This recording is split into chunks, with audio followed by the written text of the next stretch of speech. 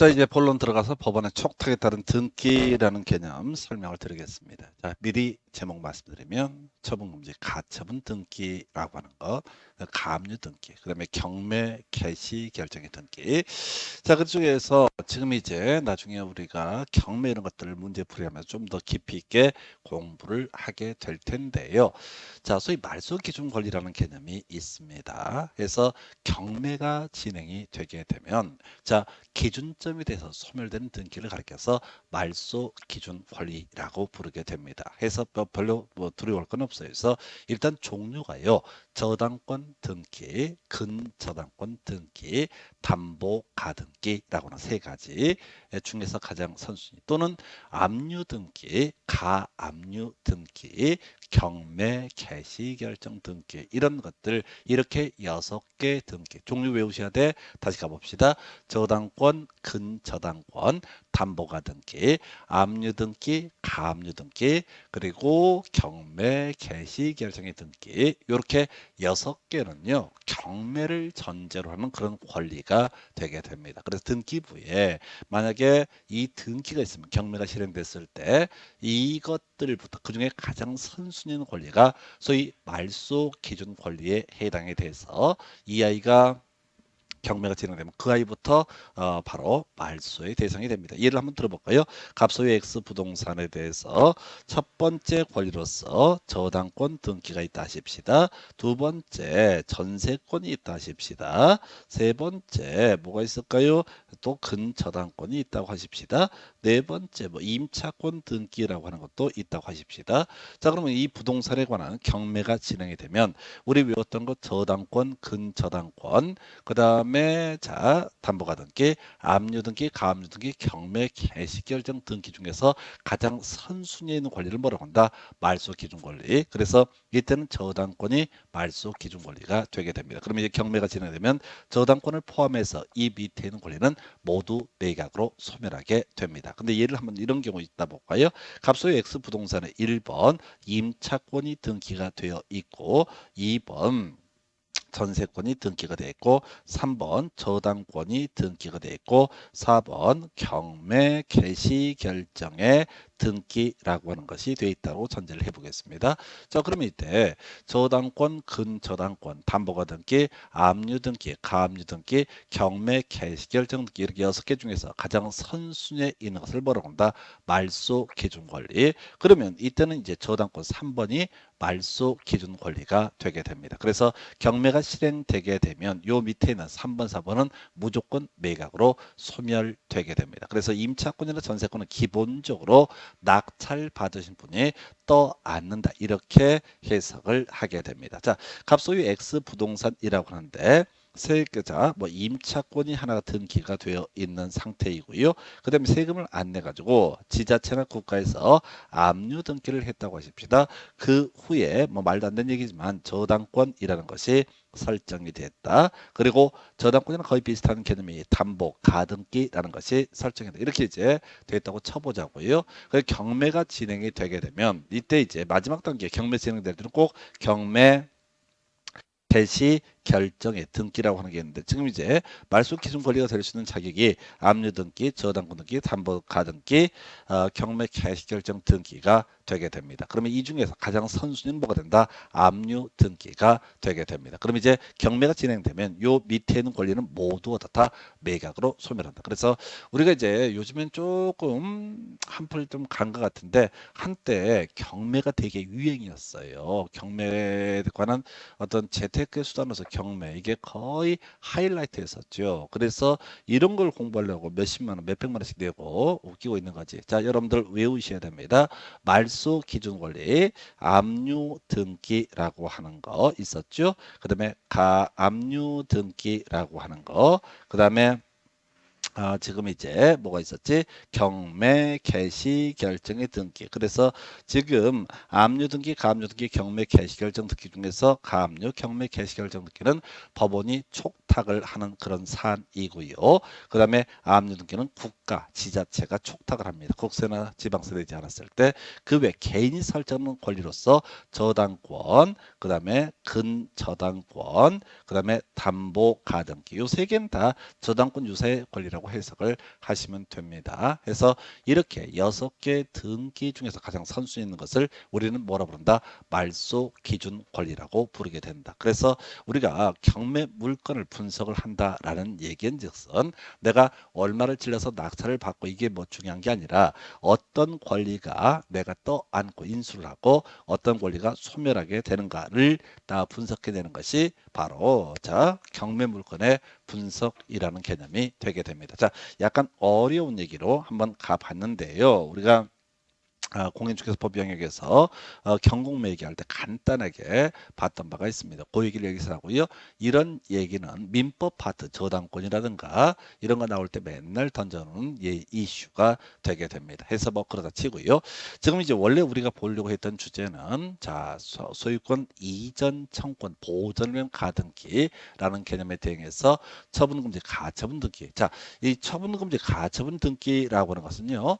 이 경매와는 사실 관련이 없습니다. 사안을 다시 볼까요? 갑소유 X 부동산에 대해서 을이라는 사람과 매매계약 체결됐다. 그럼 갑은 이 을에게 소유권 이전기를 넘겨줄 의무를 지게 될 것이다. 근데 갑이 을에게 소유권 이전기를 넘겨주지 않았을 때 앞에서 공부한 방법에 따르면 을이 자기 명의의 가등기를 하는 것도 하나의 방법이 되게 된다. 근데 이제 그건 별개의 문제로 치고 자 을이 자 이행 판결을 받으면요 단독으로 어떻다 등기 신청, 소유권 이전 등기 신청을 할 수가 있습니다. 그러면 소송을 제기하는 거야. 소유권 이전 등기 청구, 자, 이 소유권 이전 등기 청구 소송을 제기합니다. 그래서 얘가 승소하게 되면 이 판결을 가리켜서 이행 판결이라고 부르게 됩니다. 그러면 이행 판결을 받은 승소한 등기 권리자, 이 사람 을이 되는 거죠. 이 사람은 단독으로 어떻다? 갑에서 을 명의로의 소유권 이전 등기, 단독으로 갑에서 을 명의로의 소유권 이전 등기를 신청할 수 있다. 소유권 이전 등기가 넘어간다 이런 얘기죠. 그러면 을은 어떻게 할 수 있다? 소유권 취득할 수 있다. 근데 이미 저기 들은 것처럼 혹시 갑이 중간에 소송 과정에 병한테 소유권 이전 등기를 해주게 되면 병이 소유권을 취득한다. 그러면 이제 이 을이라는 사람은 본안 소송에서 승소를 해봤자 영향가가 하나도 없다. 어차피 이 병이라는 사람이 소유권을 취득하기 때문에 그래서 이때 소송을 제기할 본안 소송을 제기할 때 뭘 한다고요? 처분 금지, 가처분 신청이라는 것을 합니다. 주의하실 게 처분 금지, 가처분 등기를 신청하는 것이 아니라 법원에 대해서 이 처분 금지, 처분을 하지 못하게 막아달라라고 하는 가처분 신청을 하고요.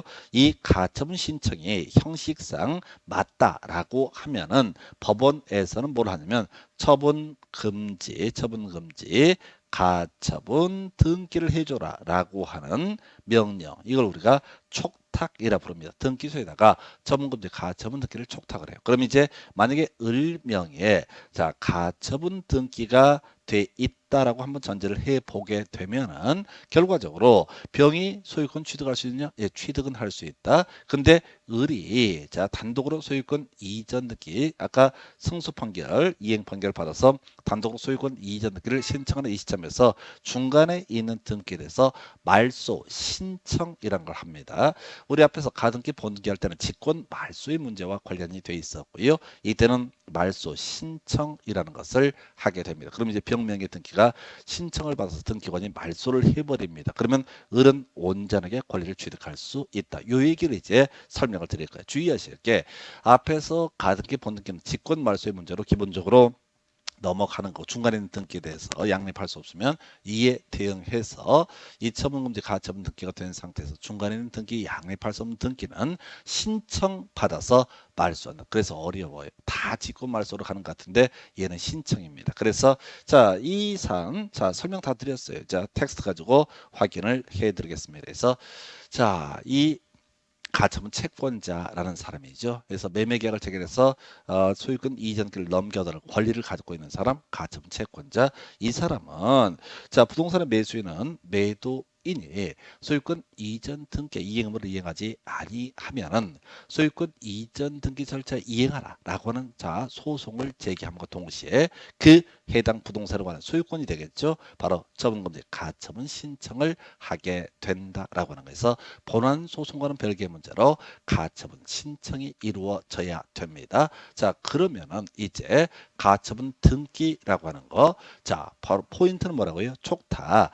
개인이 등기소에 가서 처분금지 가처분 등기를 해주세요. 이건 안 됩니다. 자, 법원에서는 일정한 형식상 요건을 충족을 하게 되면은 법원에서는 등기소에다가 자, 이 금지되는 사실을 기입해 해야 된다라고 법이 돼 있어요. 그 얘기는 뭐냐면 바로 가처분 등기 좀 해다오라고 이렇게 등기소에 명령 비슷하게 내리는 겁니다. 자, 그러면 이제 등기소의 등기관은 뭘 할 것이다? 처분금지 가처분 등기라는 것을 하게 될 것이다. 근데 그 등기 내용으로서 자, 피보전 권리라는 표현을 쓰고 있는데 뭐 큰 건 아니고 팔지 마라라고 하는 게 등기부에 나오게 됩니다. 그다음에 이제 파는 것을 금지한다라고 하는 거, 소유권 양도 금지라고 전제가 되게 되면 피보전 권리는 소유권이 되게 될 테고 금지 사항은 소유권 이전이라고 하는 것은 금지가 된다라는 식의 가처분 등기가 이제 실행이 되게 됩니다. 그럼 이제 매수인 의뢰 입장에서는 뭘 한다고요? 차근차근 본안 소송에 승소해 가지고 뭘 하면 된다. 그 판결문에 근거해서 단독으로 소유권 이전 등기를 신청을 하게 되면은 소유권 취득할 수 있다. 이렇게 스토리를 가는 거예요. 그래서 자, 문제는 아까 이런 식이 있었죠. 갑소유 X 부동산에서 을과 매매계획 체결되고 을 명의의 을을 위한 가처분 등기가 돼 있는 상태다. 그러나 법을 잘 모르는 갑이 병에게 이 X 부동산의 소유권을 넘겨주게 되면 병은 소유권을 취득할 수 있다. 근데 지금 이제 을이 뭘 하냐면 단독으로 소유권 이전 등기를 신청합니다. 언제? 바로 이렇게 본안 소송에서 승소 판결을 받은 거야. 판결문을 근거해서 단독으로 다 바로 소유권 이전께 신청할 수 있다. 근데 이게 불가능한 게 뭐냐면은 이미 병한테 소유권 넘어가 버렸잖아. 그랬을 때 이 병 명의 등기에 대해서 을은 어떻다?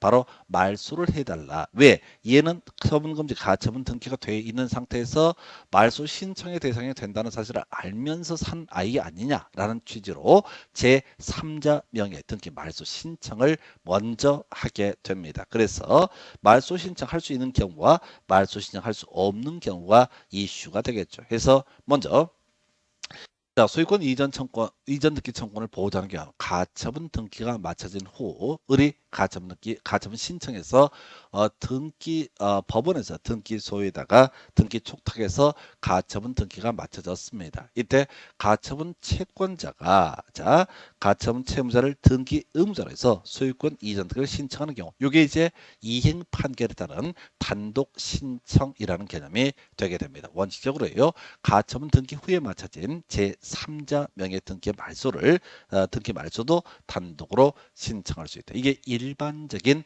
모습이 되게 됩니다. 이런 식으로 말소 신청이라는 것을 하게 되겠죠. 그리고 나서 시험 문제 출제 포인트, 말소 신청할 수 없는 케이스라는 게 출제 쟁점이 되게 됩니다. 해서 가처분 등기 전에 포인트 뭐라고요? 가처분 등기 전에 마쳐진 가압류에 따른 경매 개시 결정 등기, 가처분 등기 전에 마쳐진 담보가 등기, 전세권, 저당권에 의한 이미 경매 개시 결정의 등기, 가처분 채권자보다 선순위 즉 대항할 수 있는 주택 이임차권 등기. 자, 이게 이제 무슨 얘기냐면 이런 논리 구조야. 갑소유의 X 부동산에서 을과 매매 계약을 체결하고 을이라는 사람이 가처분 신청해서 을명의 가처분 등기가 이루어졌다. 그런데 자, 여기에 가처분 등기보다 선순위에 있었던 예를 들어서 가압류라든가 우리 아까 말소 기준 권리 하나 예시값이 었죠. 그 다음에 담보 가등기, 그 다음에 저당권, 전세권도 경매 신청할 수 있는 경우가 있거든요. 그래서 이런 권리들에 미리 있었고 가처분 등기가 있고 이것에 근거해서 경매 개시 결정 등기가 이루어졌다라고 한다라면은 원래 이제 을 명의 소유권 이전 등기라는 게 이루어졌다고 쳤을 때 중간 등기는 말소함이 원칙입니다. 근데 요걸 접근해 갈 때 이렇게 하는 거야.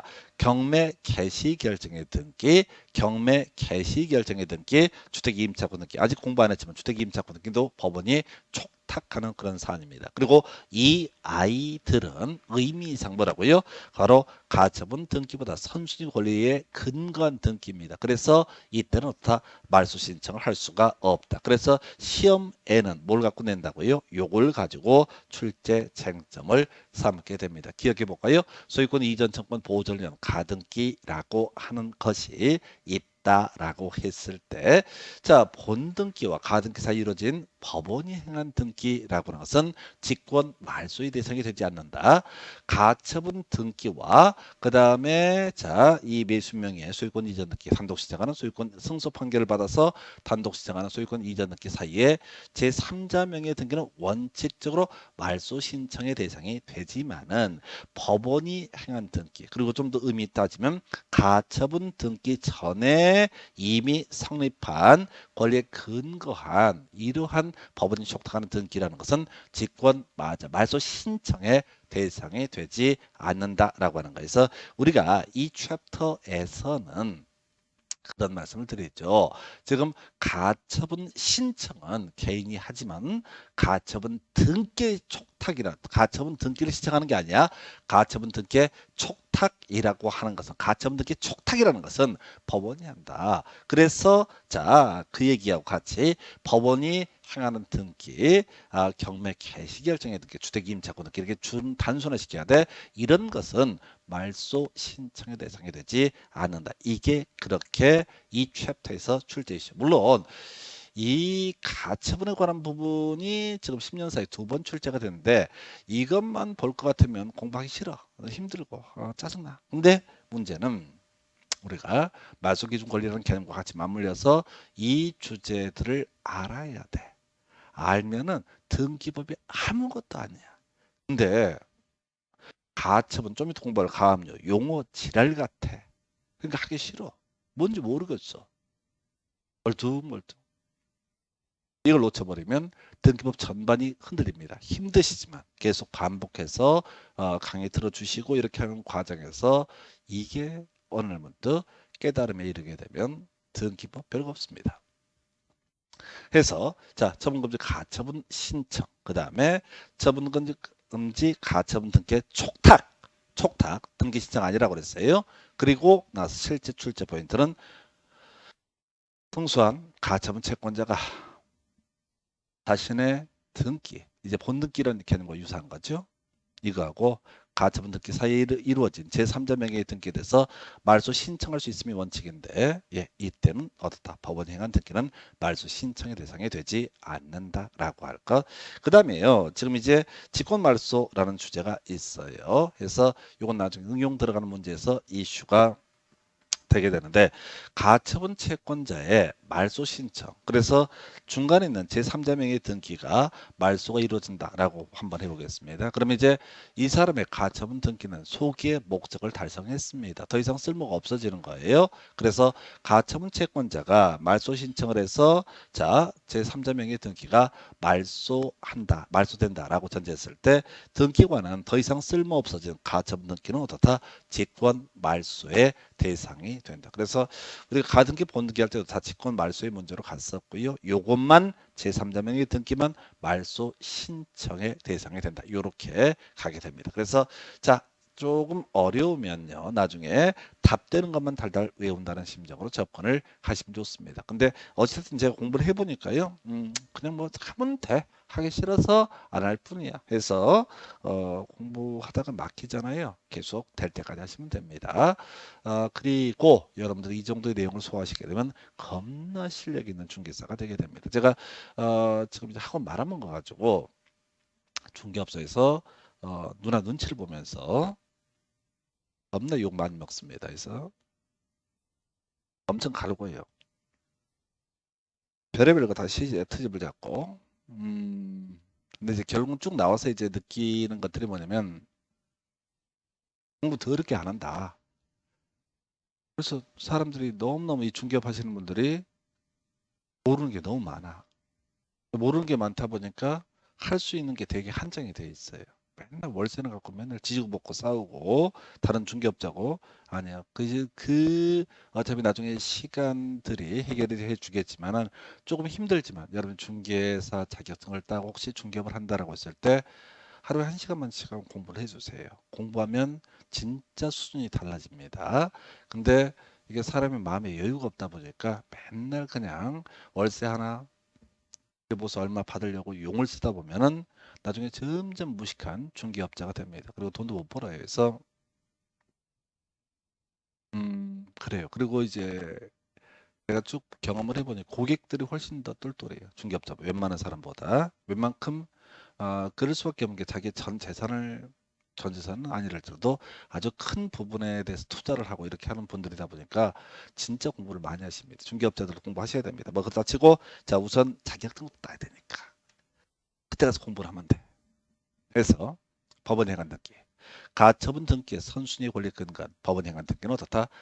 소위 말소 신청의 대상이 아니다라고 하는 개념. 그리고 더 이상 쓸모가 없어진 가처분 등기 자체는 제3자명의 등기, 말소 신청받아서 등기관이 말소할 때 이 쓸모없어진 가처분 등기라고 하는 것은 어떻다? 직권 말소의 대상이 된다. 그러니까 이 과정을 물어보는 게 아니에요. 결론. 제일 어려운 주제를 가지고 답을 구성합니다. 그래서 좀 어려운 주제, 처분 금지 가처분 등기라는 주제 보셨고요. 가압류 등기 거의 시험에 안 나오죠. 근데 가압류 등기를 공부를 하는 이유가 아까 그런 거 있었잖아요. 가등기 본등기 사이 이루어진 등기 중에서 가등기 본등기 사이 이루어진 등기 중에서 자 등기관이 직권으로 말소하는 것들 이 시리즈들 할 수 없는 게 있었죠. 가등기사 권리를 목적으로는 가압류, 가처분 등기 직권 말소 못한다. 주택임차권 등기, 경매 개시결정 등기 직권 말소 대상이 되지 않는다. 뭐 이런 내용들과 관련돼 있어요. 자 일단은 가압류하고 가처분하고 수험생들이 더 이렇게 헷갈립니다. 하여튼 가짜 시리즈만 하면 욕 나올 정도 가등기까지 묶어서. 근데 세 개를 마스터를 해버리면 아주 실력이 좋아져요. 자, 가압류 등기. 자, 우리 절 같은 데 가면요. 부처님이 요렇게 하고 있어요. 요렇게. 뭐냐면 갈 때 불전함이라고 그러나 잊지 말고 헌금하고 가라 이런 얘기. 교회는 가면 그런 게 없어 이런 게. 예수님이 십자가 매달렸지. 목사님들이 얘기를 하잖아. 헌금은 청구한다고. 뭔 얘기하려고 하냐면 가압류, 압류, 동그라미야. 가처분. 이게 아주 헷갈려. 가압류 동그라미. 뭐야? 돈. 좀 배운 사람답게 금전, 채권. 동그라미 가압류, 가압류, 동그라미 가압류, 금전, 채권. 사실 압류도 국가 자체가 세금 내지 않았을 때 그때 돈 받아내려고 하는 등기가 압류 등기입니다. 가압류 등기는 일반 개인이 받을 돈이 있을 때 이게 뭐랑 관련돼? 가압류가 경매랑 관련되는 거야. 경매랑 관련해서 얘가 소송에 승소를 하게 되면 가압류 등기가 됐다고 했을 때 그게 말소 기준 권리가 돼서 경매 붙여서 환가에서 돈으로 바꿔서 배당을 받는 방식으로 자신의 채권을 회수하는 방식. 이게 가압류 등기. 공부하시는 과정에서 가압류, 가처분이 겁나 헷갈릴 수 있습니다. 압류, 가압류 다 금전 채권과 관련되어 있습니다. 그러면 아까 소유권 이전 청권 보전령 자 다시 처분금지 가처분 등기는 돈 달라는 얘기가 아니잖아. 소유권은 꼭 나한테 넘겨달라 이런 얘기잖아. 그래서 이게 가처분은 금전채권, 우회채권. 가압류는 뭐가 된다? 금전채권. 이렇게 가셔야 됩니다. 다시 절 얘기, 교회 얘기가 쓸데없이 하고 있어요. 동그라미 가압류 바로 금전채권 돈 받을 게 있을 때 가압류한다. 그럼 사안을 간단하게 설명을 드릴게요.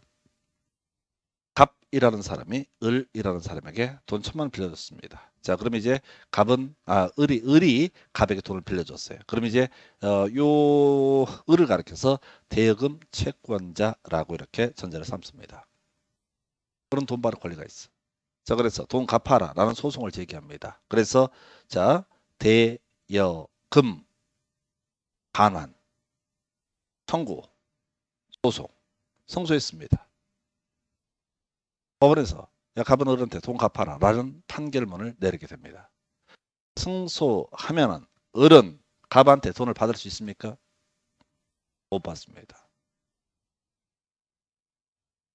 법원이 대신 받아주지 않습니다. 대여금 반환 청구 소송을 이겼다고 할지언정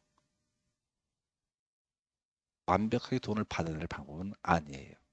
자, 그래서 요때 대여금 반환 청구 소송을 제기를 할 때 이 압류 채권자 을이라고 하는 사람은 갑소유의 X 부동산에 대해서 가압류 등기 신청이 아니라 가압류 신청을 하게 됩니다. 앞에서 우리가 처분금지 가처분 신청하면 법원에서는 등기소유다. 처분금지 가처분 등기를 촉탁을 한다고 그랬습니다. 동일한 논리 구조예요. 금전 채권을 받기 위해서 소송을 제기하는 채권자는 채무자, 소유 부동산에 대해서 가압류 신청을 합니다. 그래서 예를 들어서 을이 승소를 한 달 전에 중간에 갑이 X 부동산을 팔아버리게 되면 이 돈 받아낼 방법이 없습니다. 그래서 을이 가압류 신청을 하고요. 법원에서 등기 소유다가 등기를 촉탁해서 을을 위한 가압류 등기가 됐다고 하십시다. 스톱. 말소 기준 권리 생각하셔야 됩니다. 저당권, 근저당권, 담보 가등기 이거 개인이 하는 거죠. 그 다음에 국가지자체가 압류 등기. 지금 이 문제 삼는 가압류 등기. 그 다음에 뭐였지? 경매 개시 결정의 등기. 이렇게 6개 중에서 가장 선순위 있는 권리를 뭐라고 한다? 바로 말소 기준 권리. 경매가 이루어지게 되면 이 말소 기준 권리 중에 가장 선순위, 말소 기준 권리가 될 수 있는 것 중에 가장 선순위, 이걸 결과적으로 말소 기준 권리라 부르게 되는데 경매가 진행하면 예부터 모두 매각으로 낙찰 받은 사람 입장에서는 모두 소멸한 깔끔한 권리를 취득합니다. 이 부동산에 대해서 을이라는 사람이 가압류 등기를 해놓은 상태다라고 보게 되면 등기부를 보면서 을이 갑한테 받을 돈이 있다라고 주장을 하면서 돈 갚아라 라는 소송을 제기를 했구나라는 것을 우리가 등기부를 보고 판단을 하실 수가 있습니다. 물론 을이 승소를 못하게 되면 이 등기는 나중에 나가리가 되는 거죠. 가압류 등기 있으면 쓸모가 없는 거죠. 이건 본안수원 승소를 했다는 걸 전제로 하는 겁니다. 그래서 지금 가압류 등기라는 거 이루어지고 중간에 가압류 등기가 있음에도 불구하고 B형이 X부동산의 소유권을 취득했다. 취득하는 겁니다. 그러나 나중에 을이 승소를 하잖아요. 승소를 하게 되면 경매 신청합니다. 그럼 아까 문제 삼았던 경매 개시결정 등기가 이때 이루어져요. 순서가 가압류 등기, 소유권 이전 등기, 경매 개시결정 등기. 그럼 가장 선순위가 자 말소 기준 권리 뭐가 경매에서 말소 기준 권리는 바로 가압류 등기가 되는 겁니다. 낙찰 받은 사람은 이 가압류 등기부터 밑에 있는 권리 모두 낙찰 받은 순간 소멸합니다. 그래서 B형은 소유권 취득하면 큰일 납니다. 따다고 샀다가 뒤지는 수가 있어요. 오늘 말씀의 주제는 결국은 여러분들이 이제 말소 기준 권리라는 개념만 종류, 저당권, 근저당권, 담보가 등기, 압류 등기, 가압류 등기, 경매 개시결정 등기라는 개념은 정말 이 중에 가장 선순위에 있는 것을 말소 기준 권리다라고 하는 것만 기억을 하시면 충분합니다. 그리고 공부하시는 과정에서 가압류와 가처분이 더럽게 헷갈려. 그랬을 때 금전 동그라미 하면 어떻다? 이것은 금전채권. 압류도 동그라미 그러니까 뭐가 된다? 금전채권. 처분금지 가처분은 이거는 돈 달라는 얘기가 아니다. 금전채권 우회 채권을 목적으로 하는 것이 처분금지 가처분 등기가 되게 됩니다. 자, 요 얘기 다 끝났어요. 뭐 내용 자체가 큰 이슈는 안 돼요. 자, 간단하게 설명드리겠습니다. 그래서 가압류 등기 절대 개인이 가압류 등기 신청하면 안 됩니다. 개인은 가압류 채권자는 가압류 신청만 하는 겁니다. 앞에서 처분금지 가처분 등기라는 것은 법원에서 어디에 대해서 등기소에 촉탁을 하는 것이고 개인은 법원에 대해서 처분금지 가처분 신청을 한다라고 설명을 드렸습니다. 똑같은 구조 해서 자 지금 대상들 보게 되면요. 부동산 소유권을 의미합니다. 전세권 물권 하나입니다. 등기된 부동산 임차권 채권 중에서 소위 대항력을 하는 겁니다. 그리고 우리 앞에서 기억하실 거 가등기를 대상으로도 뭘 할 수 있다? 가압류할 수 있고요. 가등기를 대상으로 매매 계약 등이 체결되게 되면 처분금지 가처분 신청해서 처분금지 가처분 등기를 할 수도 있습니다. 외워봤자 큰 의미 없어요. 이게 아까 우리 가등기 겸 본등기 할 때 가등기와 본등기에서 이루어진 등기 중에서 등기관이 직권 말소할 수 없었던 것이 가등기상 권리를 목적으로는 가압류 등기, 가등기상 권리를 목적으로는 가처분 등기 등은 직권 말소의 대상이 되지 않는다. 이 얘기할 때 그런 관련돼 있어요. 자, 어찌되든 간에 개인은 법원에 대해서 금전, 반환, 청구 소송과 함께 해당 부동산에 관한 가압류 신청을 하게 됩니다.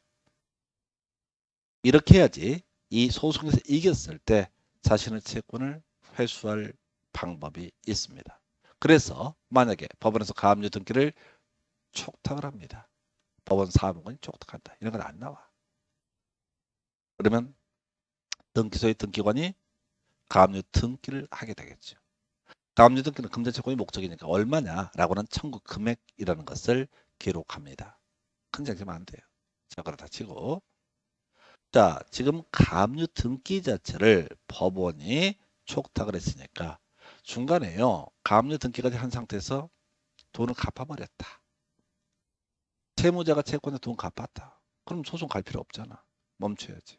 그러면 말소 신청을 하는 가압류 등기에 말소 신청을 하는 게 아니야. 가압류 채권자는 다시 법원한테 말소해달라고 얘기를 합니다. 이게 말소 촉탁이에요. 점점점 앞에 보지 말고 법원은 가압류 등기에 말소를 촉탁할 수 있다. 개인이 가압류 등기에 말소 신청을 하는 게 아닙니다. 가압류 등기 자체가 법원에서 촉탁했던 사안이니까 가압류 등기의 말소 등기라는 것도 다 법원에서 촉탁을 하게 됩니다. 가압류 등기는 현 상태에서 이 사람이 본안 소송에서 승소를 합니다. 그럼 뭐 한다고요? 경매 신청합니다. 채권자, 가압류 채권자입니다. 금전 반환 청구 소송에서 승소를 했을 때 채권자는 집행 권한의 근거에서 해당 부동산에서 경매 신청을 판결문을 근거로 팔아달라.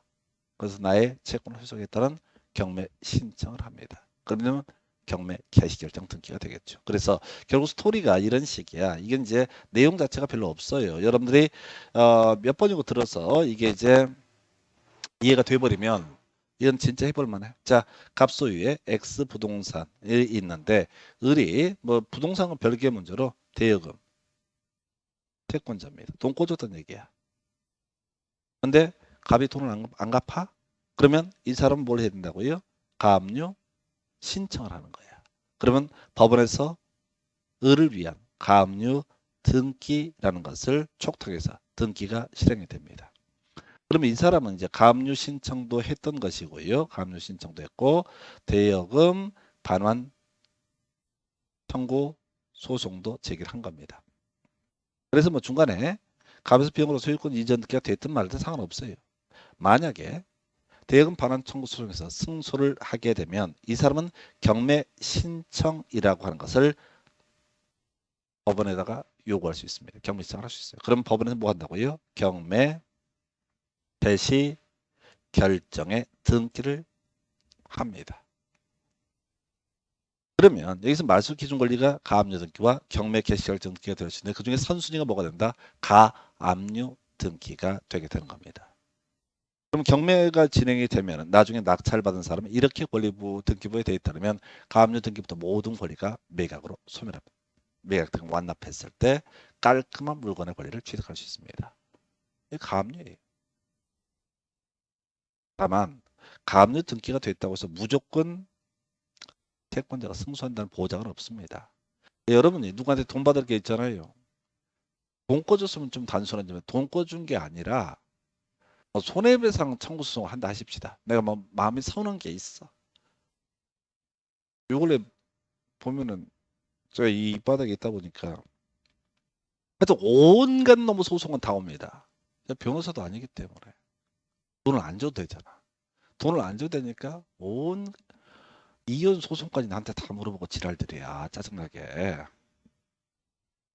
매력을 다 물어봐. 다 공짜. 잘난 척 하려고 좀 썰을 풀다가 요즘은 점점 귀찮아지기 시작해. 이 채권자가 무조건 승소한다는 보장은 없어요. 그래서 가끔씩은 승소 못할 채권자가 이 채무자라고 불리는 이 사람을 경제적으로 압박을 하기 위해서 가압류 신청을 해버려요. 그러면 법원에서는 실체 관계를 보지 않아. 형식적 요건만 봐서 가로로 만든 사용증이라 할지라도 가압류 등기를 촉탁을 해버립니다. 그래서 이 가압류 등기라는 걸 사실은 좀 애매하죠. 진짜 채권자가 승소하면 뒤에 있는 사람은 작살나는 거야. 경매로 모두 소멸해버리니까. 병 같은 경우. 근데 이제 이 병이 이걸 사게 되는 이유는 뭐냐면 이 가압류 등기라고 하는 게 채권자가 무조건 본안소송에서 패소한다고 판단을 하고 사는 건 별 문제가 안 돼. 근데 가압류 등기가 뭔지도 모르고 무식하게 이 물건을 사버려요. 무식한 겁니다.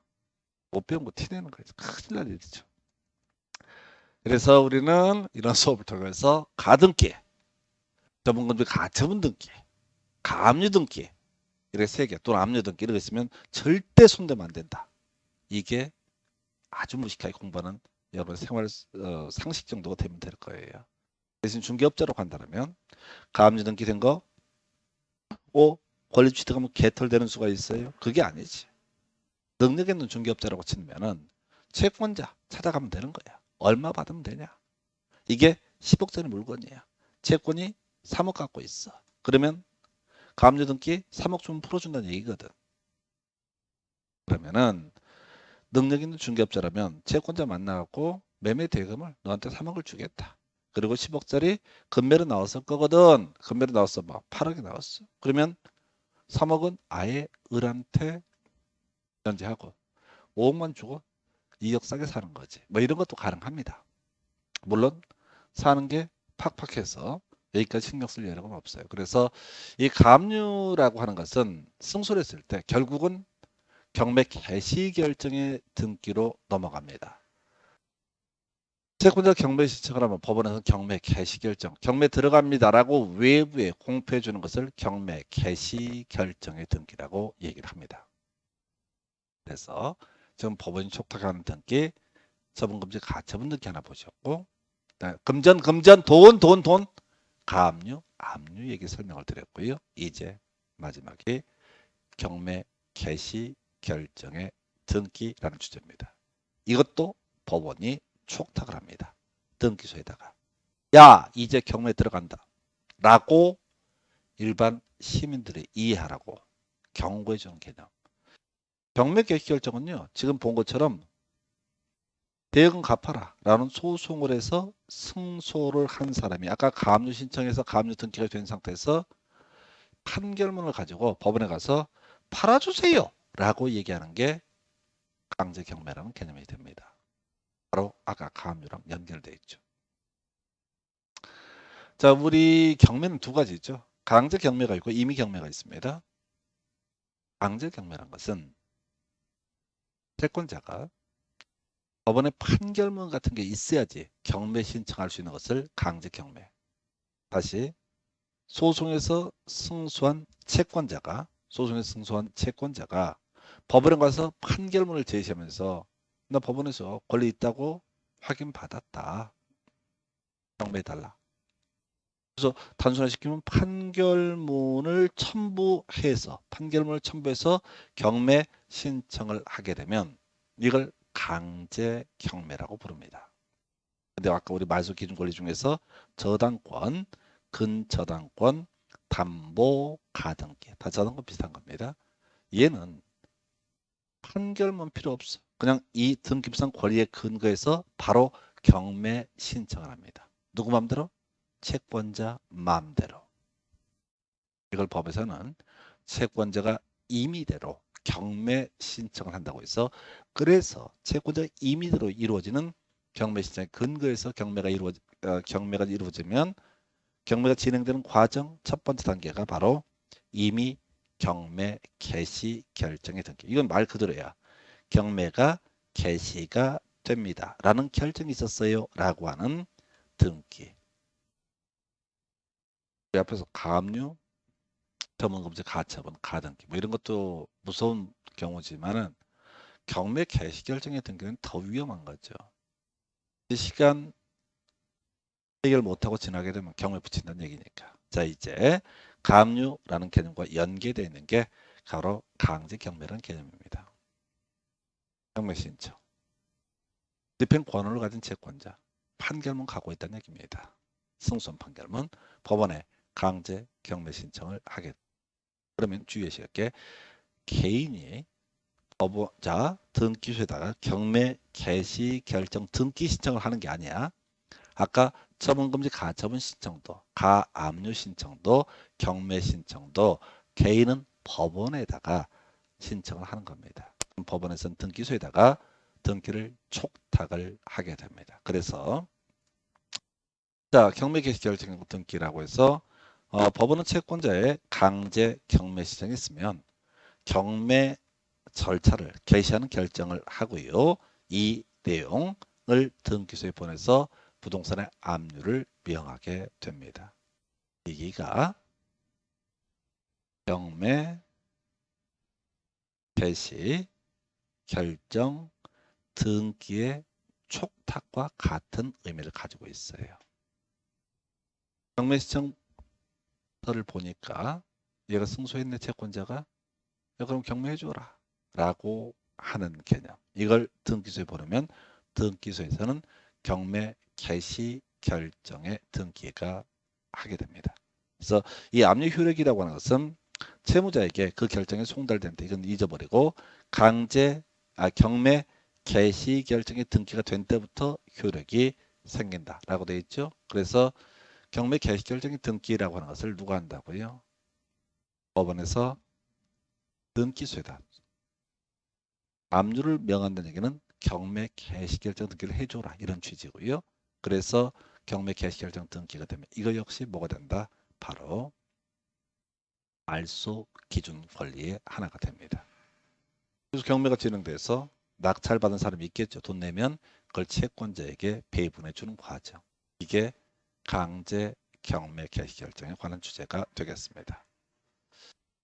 자, 아까 우리 채권자가요. 법원의 판결문 받을 필요 없이 임의로 경매 신청할 수 있는 거 이걸 우리가 임의 경매 신청이라 부릅니다. 권리 3개 저당권, 근저당권, 담보가등기. 물론 나중에 민법 공부하다 보면 선택권자도 일정한 요건에서 경매 신청을 할 수 있습니다. 그걸 한 번에 외우려고 마 돌고 돌면서 자연스럽게 소화해 가셔야 됩니다. 힘들어도 이겨내셔야 됩니다. 그래서 이건 의미 없어요. 임의 경매 개시 결정의 등기는 강제 경매 개시 결정 등에 관한 규정을 준용한다. 이건 시험에 나오지 않는다는 얘기야. 그래서 우리가 이제 경매 신청을 한다는 얘기는 두 가지예요. 법원의 판결문을 가지고 이에 근거해서 경매 신청하는 것을 강제 경매 신청. 저당권, 근저당권, 담보가등기 이런 권리에 근거해서 경매 신청하면 이걸 임의 경매 신청이라고 부르게 됩니다. 그래서 이 자체는 큰 의미는 없고요. 앞에서 우리 말소 기준 권리라는 주제와 관련해서 설명을 많이 드렸습니다. 그래서 하여튼 법원 촉탁하는 등기 3가지. 처분금지 가처분 등기, 가압류 등기, 경매 개시 결정의 등기. 그리고 나중에 주택 임대차 보호법과 관련해서 주택 임차권 등기라고 해서 총 4개 정도 법원이 촉탁하는 등기라는 개념을 정확하게 기억을 하셔야 됩니다. 오늘 여기까지 법원의 촉탁에 따른 등기까지 보시고 다음 시간에는 강론에 대해서 설명을 드리겠습니다. 자, 수고했습니다.